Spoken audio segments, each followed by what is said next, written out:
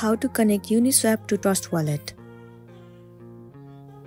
The very first thing you want to do is to head over to any of the web browser. In the source bar, search for app.uniswap.org. It will land you on this interface. If you click on Connect at the top right corner, you won't be able to see any of the options of Trust Wallet. If you want the Trust Wallet option to appear, then what you want to do is open up this site in your PC.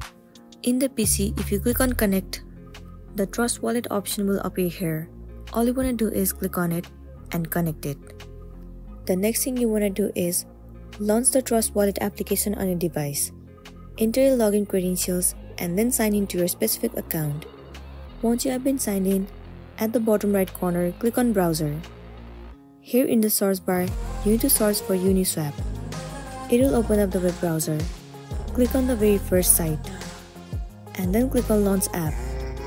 Once you click on Launch App, the Uniswap will be connected to your Trust Wallet account and then you'll be good to go. So that's all for today, and this is simply how you can connect Uniswap to Trust Wallet.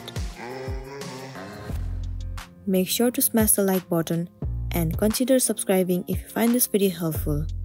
We'll see you in the next one.